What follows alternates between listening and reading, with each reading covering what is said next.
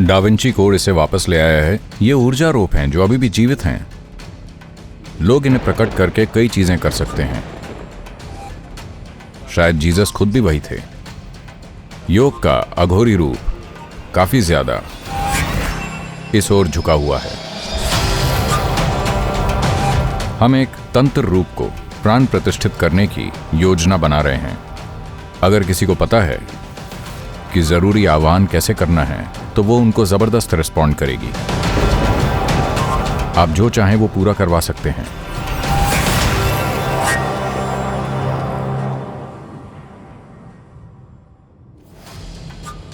नमस्कारम सद्गुरु। क्या हिमालय के तंत्र मंदिरों में जाना और समय बिताना ठीक है? और ज्यादातर तंत्र मंदिर देवियों से जुड़े क्यों होते हैं?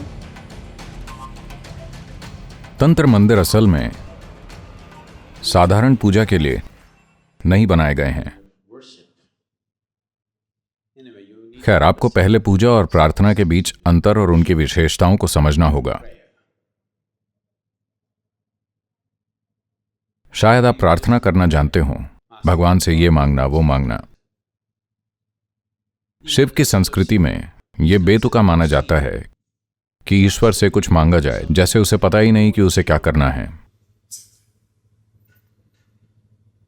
यह बिल्कुल बेतुका समझा जाता है कि ईश्वर से कुछ मांगा जाए, क्योंकि अगर उसे नहीं पता तो मांगने का क्या मतलब है।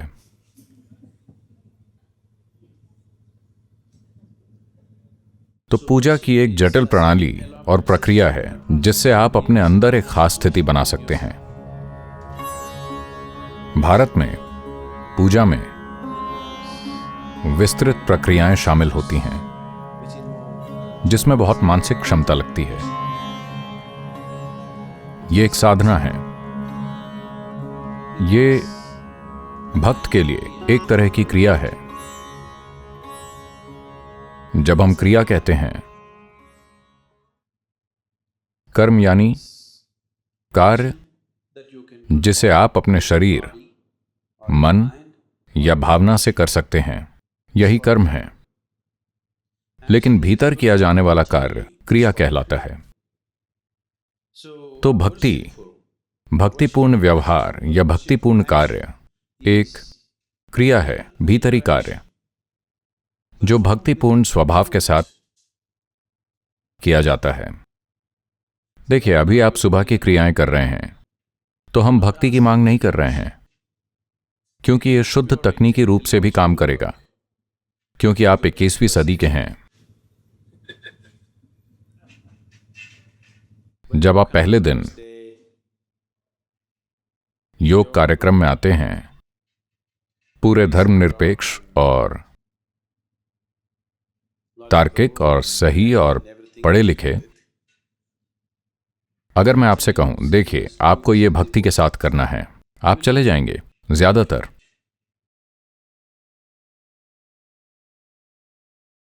इसलिए हमने ऐसी क्रियाएं बनाई हैं जिन्हें किसी खास एटीट्यूड की जरूरत नहीं है, बस फोकस चाहिए और कुछ नहीं। अभी जो क्रियाएं आप कर रहे हैं वो उसी तरह की हैं जिन्हें वाकई किसी भक्ति की जरूरत नहीं है। बस इसे सही से करें, यह काम करेगी। यह बिल्कुल तकनीकी है। तो वर्शिप या जिसे हम पूजा कहते हैं, वो भक्ति के साथ की जाने वाली एक क्रिया है। यह खास तकनीक और भावना का एक जटिल मेल है। भावना और तकनीक एक खतरनाक मेल है अगर इसे बहुत ध्यान से न संभाला जाए, है ना? अगर आप किसी तकनीक को भावुकता से संभालते हैं तो यह खतरनाक हो सकती है ना? हाँ, किसी भी तकनीक को भावुकता से संभालने पर वो खतरनाक हो सकती है। यही वजह है कि तकनीक संभालने वाले लोग भावनाओं से मुक्त होने की कोशिश करते हैं। वो कठोर लकड़ी की तरह हो जाते हैं। वो डरते हैं। वो जानते हैं कि अगर तकनीक के बीच में भावना आती है तो ये तबाही ला देगी। तो वो नहीं जानते कि अपनी भावनाओं को हमेशा अलग कैसे रखना है। इसलिए वो अपनी भावनाओं को नष्ट कर देते हैं और वो नीरस और लगभग अमानवीय हो जाते हैं। लेकिन पूजा यही खतरनाक मेल है। ये तकनीक और भावनाओं का एक खतरनाक मिश्रण है। तो जब हम मंदिरों की बात करते हैं तो प्रार्थना का कोई मतलब नहीं है, क्योंकि ये एक तकनीक है। लेकिन सही मानसिकता के बिना, क्योंकि ये व्यक्तिपरक तकनीक है, लेकिन वैसी नहीं जैसी हम अध्यात्म में देखते हैं। तंत्र अध्यात्म नहीं है, तंत्र सिर्फ तकनीक है। जैसे आज आप अभी अपना मोबाइल फोन उठाकर यहां पीपल कोटी से अमेरिका में किसी से भी बात कर सकते हैं। यह तकनीक है। तंत्र भी ऐसा ही है। आप बिना फोन के अमेरिका में किसी से बात कर सकते हैं। थोड़ी उन्नत तकनीक। कुछ समय बाद जैसे जैसे तकनीक विकसित होगी, यह होगा। अभी ग्राहम बेल के उस फोन से, वहां से ये यहां तक आ गया है। एक दिन आएगा जब ये सब जरूरी नहीं होगा। पहले से ही मेरे पास एक ब्लूटूथ मैकेनिज्म है जहां मुझे डायल नहीं करना पड़ता। अगर मैं व्यक्ति का नाम लूं तो ये डायल कर देता है। अगर मैं आश्रम कहूं तो ये आश्रम के नंबर पर जाएगा। एक दिन आएगा जब ये भी जरूरी नहीं होगा। अभी यहां चिपका रहता है एक छोटा सा उपकरण। मैं जिससे भी दुनिया में बात करना चाहूं, ये होगा। हम जानते हैं ये होगा। तो तंत्र ब्लू चिप के बिना होता है। आप फिर भी बात कर सकते हैं।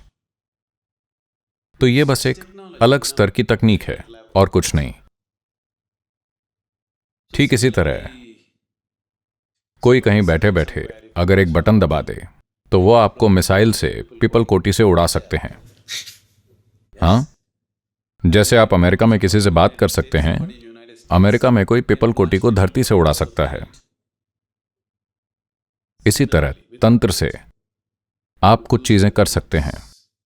यह सिर्फ तकनीक है, भौतिक। इसीलिए मैं व्यक्तिपरक शब्द का प्रयोग करने में हिचकिचा रहा था, लेकिन फिर भी यह व्यक्तिपरक है, क्योंकि आप किसी बाहरी वस्तु का उपयोग नहीं कर रहे हैं। आप इसे करने के लिए सिर्फ अपने शरीर, मन और ऊर्जा का उपयोग कर रहे हैं। आखिरकार कोई भी तकनीक हो, आप केवल अपने शरीर, मन और ऊर्जा का ही उपयोग कर रहे हैं, है ना? लेकिन आप अपनी सेवा के लिए दूसरी चीजों का उपयोग कर रहे हैं।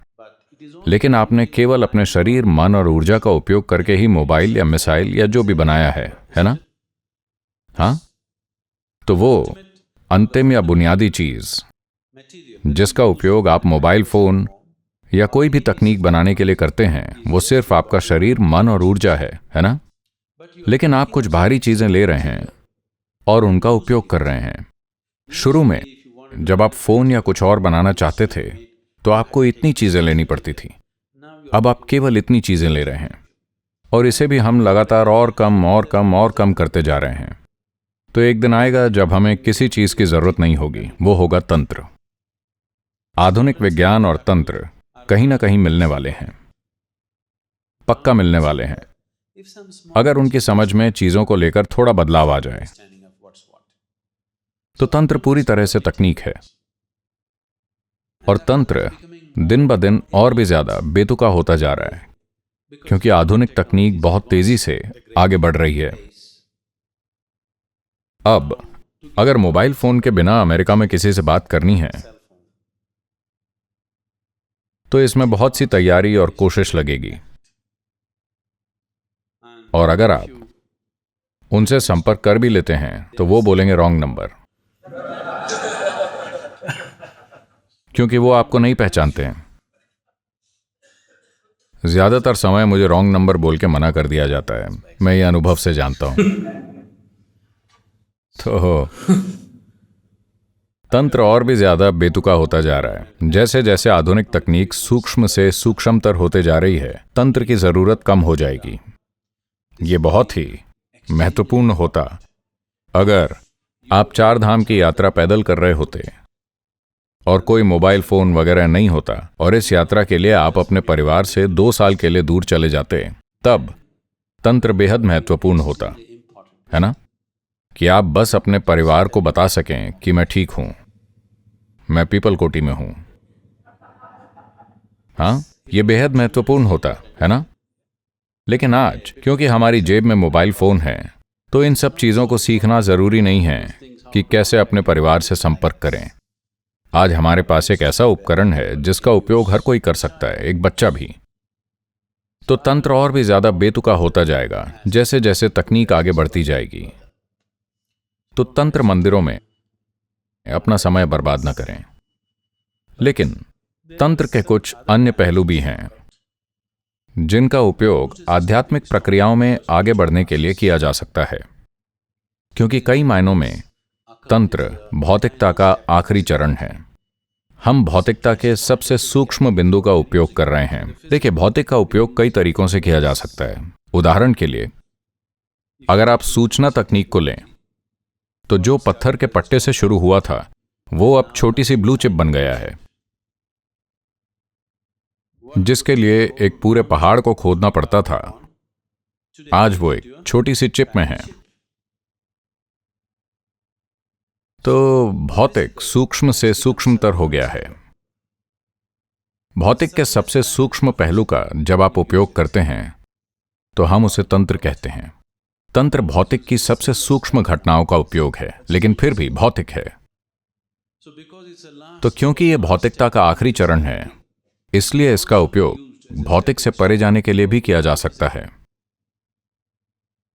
तो अलग अलग तरह के मंत्र, अभ्यास, अलग अलग तरह की पूजा और शक्तियों और रूपों को सामने लाने के अलग अलग तरीके हैं। ये बहुत शक्तिशाली रूप हैं। इन देवियों में से कई, क्या आप पुरुष प्रकृति के बारे में कुछ जानते हैं? पुरुष प्रकृति का मतलब है पुरुष, यानी अगर आप एक तरीके से कहें तो ये पुल्लिंग है, प्रकृति यानी स्त्री। तो सृष्टि को उसके मूल रूप में अगर समझा जाए तो वो जो सृष्टि का बीज है उसे पुरुष कहा जाता है। ये पुल्लिंग है, लेकिन जीवन में इसकी सक्रिय भूमिका नहीं है। ये बिल्कुल मानव जन्म की तरह है। पुरुष केवल बीज बोता है, लेकिन बाकी की सारी सृष्टि स्त्री है ना? तो देवी मां या पार्वती या काली को प्रकृति माना जाता है। वो पूरी सृष्टि हैं। लेकिन इस सृष्टि का बीज शिव या पुरुष है। इसे शिव शक्ति या पुरुष प्रकृति या यिन और यांग के रूप में समझा जा सकता है। हम सृष्टि के सिर्फ दो पहलुओं की बात नहीं कर रहे हैं, हम सृष्टि और सृष्टि के स्रोत की बात कर रहे हैं। तो सृष्टि, इस पूरी सृष्टि को स्त्री प्रकृति माना जाता है और सृष्टि के स्रोत को पुरुष प्रकृति माना जाता है। शिव निष्क्रिय हैं, वो बहुत कम सक्रिय होते हैं। बाकी समय वो बस निष्क्रिय रहते हैं, वो ध्यान में रहते हैं, वो कभी नहीं हिलते। जब वो जीवंत हो जाते हैं तो वो उल्लासपूर्ण तरीके से चलते हैं। बाकी समय वो निष्क्रिय रहते हैं। लेकिन प्रकृति या पार्वती या देवी मां हमेशा सक्रिय रहती है। पेड़ बढ़ रहे हैं, कुत्ते भौंक रहे हैं, फूल खिल रहे हैं, इंसान पैदा हो रहे हैं, ये सब प्रकृति है। ये सब मां का काम है। शिव निष्क्रिय हैं, कभी कभार ही वो सक्रिय होते हैं, वरना वो हमेशा निष्क्रिय रहते हैं। ऐसा ही बताया जाता है, क्योंकि सृष्टि ऐसे ही हो रही है। आपको समझना चाहिए, अस्तित्व की मौलिक शक्तियों को बस एक रूप दे दिया गया है। इन्हें लोगों के रूप में नहीं देखा जाना चाहिए। तो इस पूरी तंत्र प्रक्रिया का संबंध प्रकृति से है। शिव से कोई लेना देना नहीं है। शिव को तंत्र से कोई मतलब नहीं है। हालांकि वो तंत्र के स्वामी हैं। तंत्र का अभ्यास करने वाले लोग कभी भी शिव की पूजा नहीं करते। वो दूर से शिव की पूजा करते हैं, लेकिन वो दैनिक पूजा केवल देवी या देवी मां की करते हैं, अलग अलग रूपों की। तो ये रूप बनाए जा सकते हैं। ये एक ऐसी भूमि है, ये दुनिया भर में हर जगह हुआ है, लेकिन यहां उन्होंने सक्रिय रूप से हर तरह के रूपों का निर्माण किया। स्त्री रूप जो बहुत शक्तिशाली हैं, उदाहरण के लिए जिन्हें अब आप काली कहते हैं, तो काली सिर्फ एक मूर्ति नहीं है। कई योगियों और रहस्यवादियों ने एक निश्चित ऊर्जा रूप बनाने के लिए काम किया जो एक खास तरीके से काम करता है और एक तय नाम से ही रिस्पॉन्ड करता है। और आमतौर पर उन्होंने बहुत उग्र रूप बनाए, क्योंकि एक चीज तो ये कि वो प्रचंड लोग थे। वो एक साधारण स्त्री के साथ नहीं रह सकते थे। वो कुछ ऐसा चाहते थे जो वाकई उग्र हो, इसीलिए उन्होंने बहुत ही उग्र स्त्रियां बनाई। और ये वो ऊर्जा रूप हैं जो अभी भी जीवित हैं। तो वो एक खास मंत्र पर रिस्पॉन्ड करती हैं। जब उन्होंने इसे बनाया तो वो रूप और एक खास ध्वनि आपस में जुड़ गए थे। तो जो कोई भी उस ध्वनि या मंत्र का एक खास तरीके से उपयोग करता है, वो उस रूप को सामने ला सकता है। और इस सूक्ष्म ऊर्जा रूप का उपयोग करके कई चीजें की जा सकती हैं।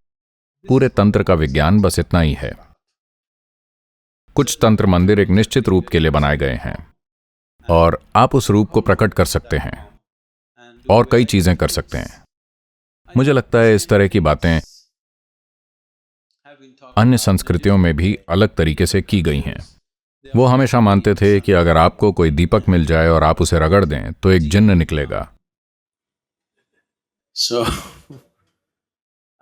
तंत्र रूप इसी तरह बनाए गए थे और आज भी लोग उन्हें प्रकट कर सकते हैं और कई तरह की चीजें कर सकते हैं।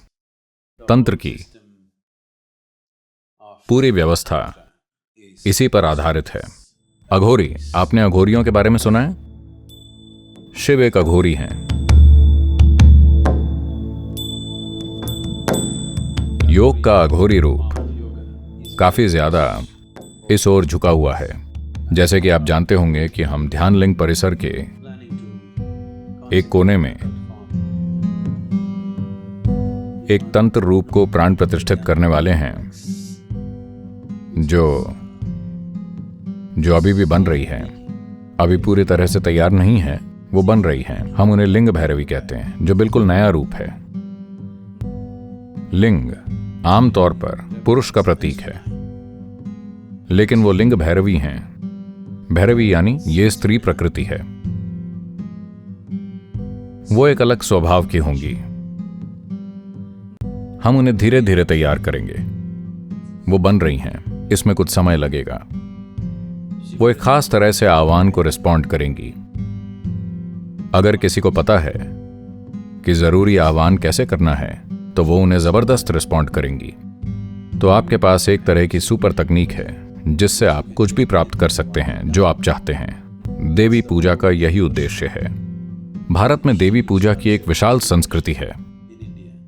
न केवल भारत में, हर जगह, अरब में, यूरोप में, हर जगह Goddess worship was the most prominent thing till these monotheistic religions came up. देवी पूजा सबसे महत्वपूर्ण चीज थी जब तक कि ये एकेश्वरवादी धर्म नहीं आए। सभी धर्म युद्ध और धार्मिक अभियान मुख्य रूप से उन लोगों के खिलाफ थे जो देवी की पूजा करते थे। पता है आपको? आपको ये पता था? अरब में वो सभी देवी पूजा के खिलाफ आए और सभी मंदिरों को जला दिया, क्योंकि अरब में सभी मंदिर लकड़ी के थे और उन्होंने कई मंदिरों को जला दिया, सैकड़ों मंदिरों को। और यूरोप में भी उन्होंने ऐसा ही किया। उन्होंने पूरी तरह से देवी पूजा को धरती से खत्म करने की कोशिश की। लेकिन भारत में वो जीवित रहीं और अभी भी जीवित हैं। हर जगह जहां भी एकेश्वरवादी धर्म हावी हुए, उन्होंने पूरी तरह से देवी पूजा समाप्त कर दी। एक महत्वपूर्ण बात या एक महत्वपूर्ण बिंदु जो उन्होंने इन देवी पूजा करने वाले समूहों के खिलाफ रखा था, उन्होंने कहा कि वो शैतान का काम कर रहे हैं, क्योंकि वो ऐसी चीजें कर रहे थे जिन्हें दूसरे लोग समझ नहीं सकते थे। वो ऐसी चीजें कर सकते थे जिनके लिए दूसरों के पास साधन नहीं थे, यानी कि वो तंत्र में थे। क्योंकि वो तंत्र कर सकते थे, उन्हें शैतान के उपासक के रूप में दिखाया गया और मार दिया गया या उनके पूजा स्थलों को जला दिया गया। व्यवस्थित ढंग से धीरे धीरे उन्होंने इसे पूरी तरह से मिटा दिया। मुझे लगता है यूरोप में ये पूरी तरह से गायब है, सिवाय कुछ जिप्सी जनजातियों के जिन्होंने आज तक इसे जीवित रखा है।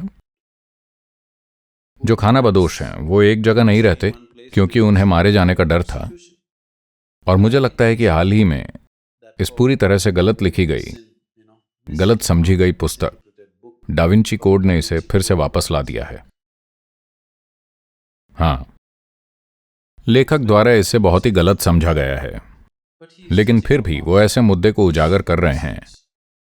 ये देवी पूजा को रोकने या खत्म करने के बारे में है। ये चीजें रोज या जीसस के साथ शुरू नहीं हुई थी, ये उससे भी पहले थी। शायद जीसस खुद वही थे, लेकिन ये एकेश्वरवादी धर्म जो संगठित हो गए, इन्होंने पूरी तरह से उसे मिटा दिया। लेकिन यहां इस संस्कृति में यह अभी भी एक मजबूत संस्कृति है।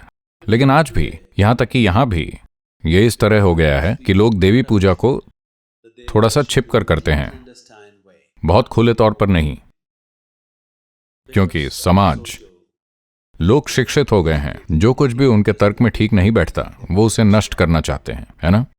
इस वजह से ज्यादातर देवी मंदिर अपनी मूल पूजा बहुत ही गुप्त तरीके से करते हैं, बाहरी दुनिया से छिपाकर। सिर्फ कुछ लोगों का समूह, हर कोई इसमें शामिल नहीं होता है, क्योंकि दुर्भाग्य से समाज इतना पुरुष प्रधान हो गया है। जब मैं पुरुष प्रधान कहता हूं तो मेरा मतलब यह नहीं कि आदमी हावी है, यह सच नहीं है। मेरा मतलब पुरुष मन हावी है। महिलाएं भी आज पुरुष बन गई हैं। यही सबसे दुर्भाग्यपूर्ण बात है। महिलाएं सोचती हैं कि वो पुरुष बनकर आजाद हो रही हैं। ये सबसे भयानक गुलामी है कि एक महिला को पुरुष की तरह बनना है ना? तार्किक मन, पुरुष मन दुनिया पर हावी है। जैसे ही पुरुष मन दुनिया पर हावी होता है तो जो कुछ भी उसे तार्किक नहीं लगता उसे वो नष्ट कर देता है। और यही दुनिया भर में हो रहा है। यहां भी ऐसे ही हो रहा है, लेकिन आप इसे पूरी तरह से नहीं मार सकते क्योंकि ये बहुत गहराई में जम चुका है। अभी भी कुछ कट्टर लोग हैं, जैसे कि मैं। ऐसे कई लोग हैं जिन्होंने अभी भी अपने भीतर स्त्रीत्व को जीवित रखा है। उनमें से कई लोग हैं और वो इसे जीवित रखेंगे। लेकिन शायद मुझे लगता है कि देवी पूजा का इस दुनिया में मुख्य धारा बनना अब मुश्किल है। ये कभी मुख्य धारा नहीं बनेगी, ये हमेशा कहीं ना कहीं गुप्त रहेगी।